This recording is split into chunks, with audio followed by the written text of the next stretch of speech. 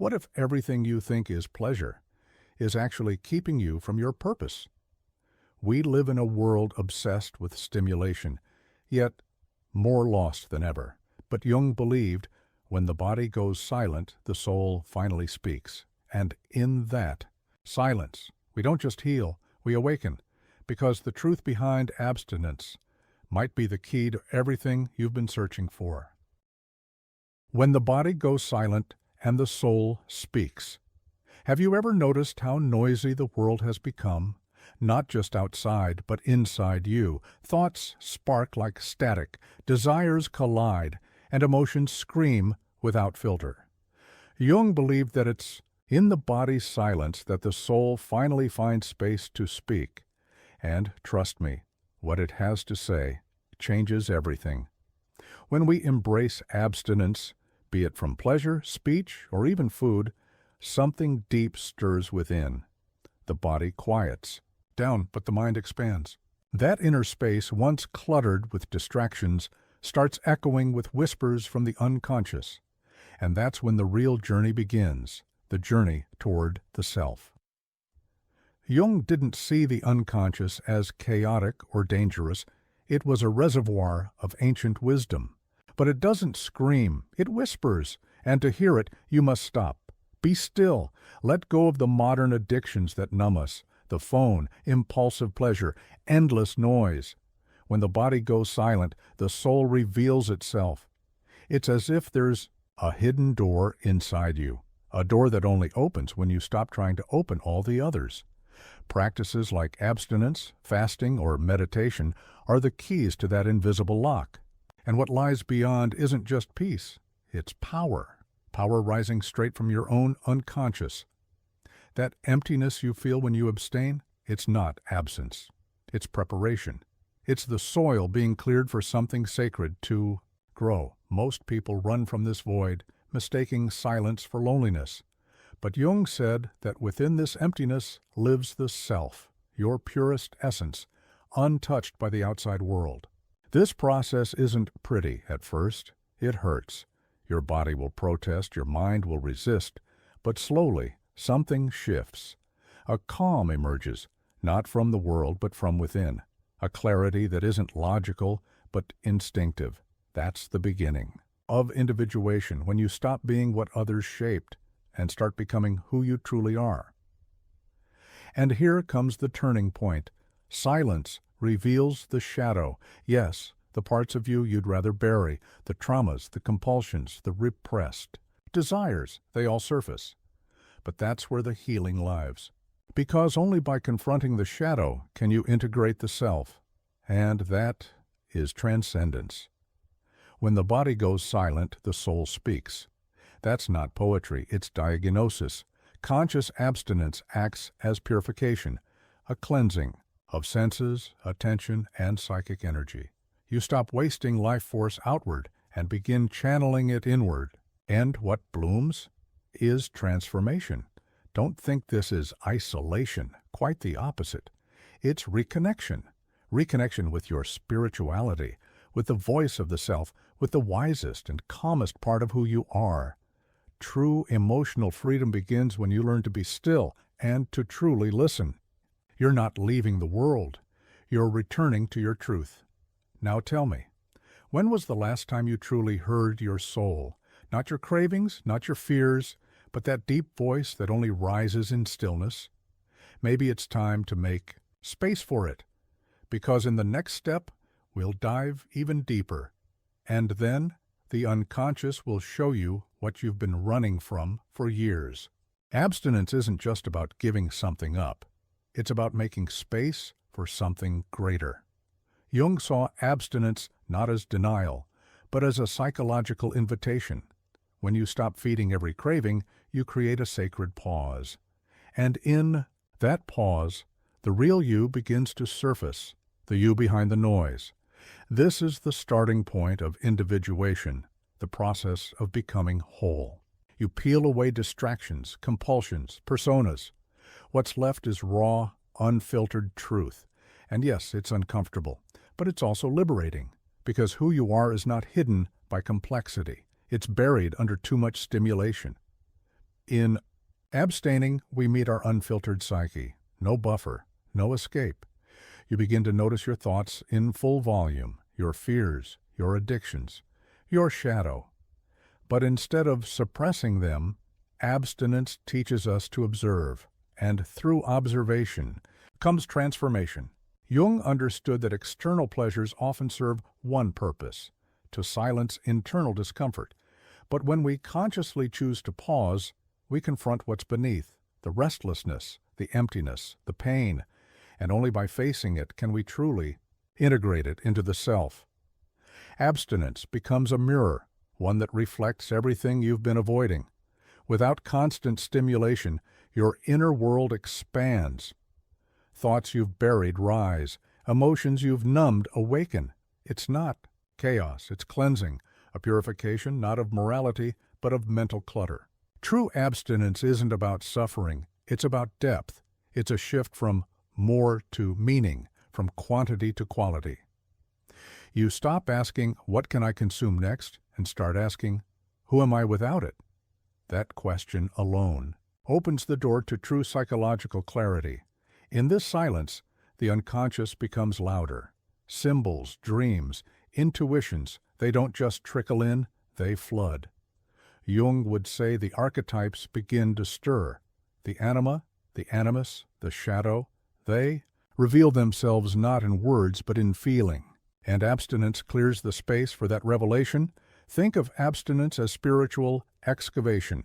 You're digging beneath the surface layers of distraction to uncover what's essential.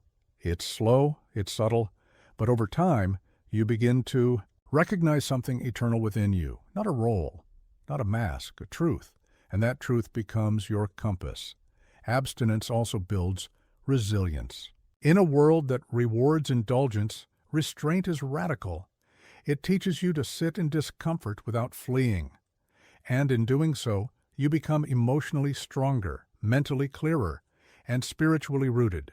You stop reacting, you start choosing. So ask yourself, what are you avoiding through excess? What would happen if you stripped it all back and sat with what's left? Because in the next topic, we'll dive deeper into the unconscious itself and explore what it's been trying to show you all along. The unconscious isn't a dark cave, it's a mirror. But most people avoid looking into it because they fear what they'll find. Jung taught that when we silence the body, we don't just rest, we awaken the deep waters of the psyche. And what rises to the surface? The very pieces of ourselves we've been ignoring for years. Facing your unconscious is like walking into a forest at night with no flashlight. You stumble, you doubt, but your senses sharpen. You begin to notice what was always there, but drowned out by noise. That's where the real transformation begins, not in control, but in surrender to what has always lived beneath your awareness. The shadow is the first to appear. It doesn't knock, it crashes in. Old wounds, buried guilt, secret desires, they all rise when the ego stops performing. But don't run. This confrontation isn't punishment. It's a sacred reunion. The Gaoshi shadow holds keys to yourself, and only through facing it can integration begin. Then comes the Anima and Animus, your inner feminine and masculine energies.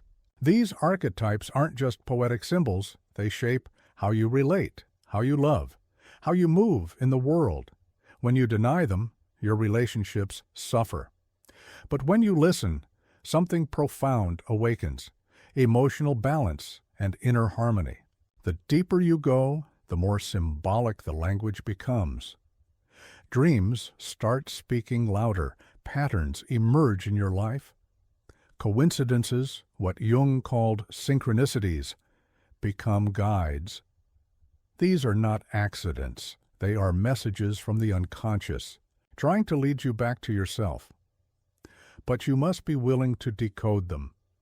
Journaling your dreams becomes a sacred ritual. You're not just recording thoughts, you're mapping your inner landscape. Each symbol, each scene, is a fragment of your unconscious speaking in metaphor. Over time, you begin to see the thread, who you were, who you are, and who you're becoming. As you explore deeper, something unexpected happens. You stop blaming. The unconscious doesn't justify. It reveals. It shows you how your pain, your sabotage, even your desires are part of a greater whole. You're not broken, you're incomplete. And this exploration isn't about perfection, it's about wholeness. Meditation becomes a gateway, not to quiet your thoughts, but to listen differently. When you observe without judgment, the unconscious responds. It doesn't need analysis, it needs presence. In stillness, forgotten memories rise, buried truths whisper. The soul begins to narrate its own story, page by page. This journey isn't linear, it's cyclical. Just when you think you've arrived, another layer unfolds. But that's the beauty. Each cycle brings you closer to yourself, the real you, beneath the roles, the wounds, the noise. Jung called this individuation, the process of becoming whole by integrating every part of you. And now, ask yourself, what has your unconscious been trying to show you all this time? What dreams have you ignored? What synchronicities have you brushed off as coincidence? Because in the next part of our journey, we'll talk about the tools, the rituals that help you stay on this path. And one of them is silence itself. Inner silence isn't about muting the world, it's about tuning in. You can't force it. You create the conditions and silence enters like a guest.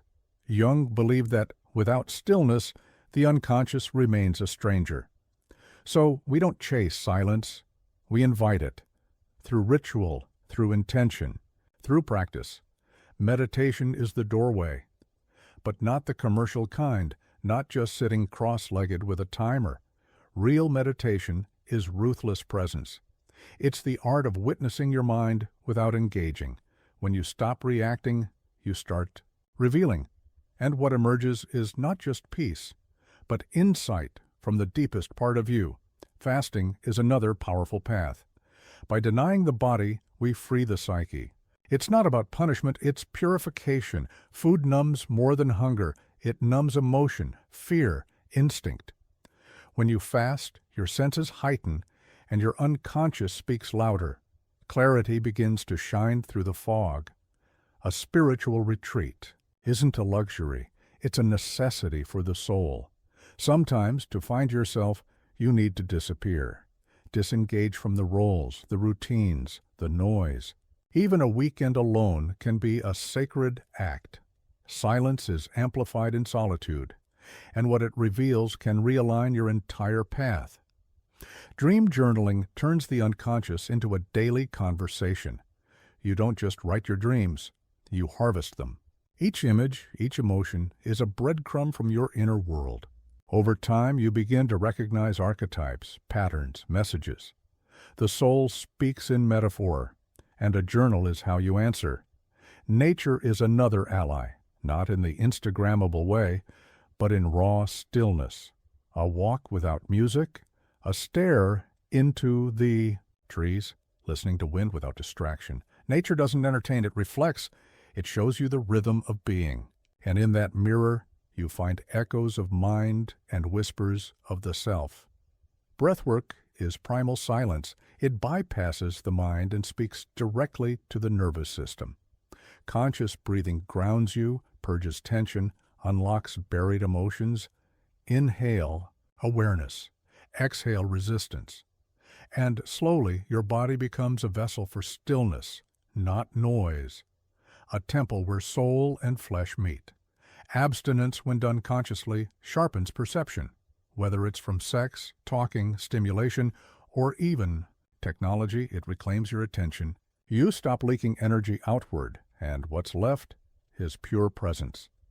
The silence left behind isn't empty, it's sacred. It pulses with clarity and power. Rituals anchor silence into the everyday, lighting a candle, sitting at the same hour, wearing the same symbol. These actions tell your unconscious, this moment is different. It's not routine, it's sacred. The body learns, the psyche listens, and over time silence becomes not an event, but a state of being. But here's the real secret. Silence doesn't start with the practice. It starts with desire, a hunger for depth, a refusal to live on the surface. So ask yourself, are you willing to hear what you've never dared to face?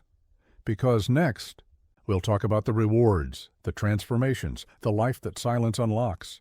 Abstinence isn't repression, it's refinement. It's not about denying pleasure, it's about reclaiming power. Jung understood this. When you abstain with intention, you redirect your psychic energy inward, and that shift transforms everything. You stop consuming and start becoming. The first reward is mental clarity.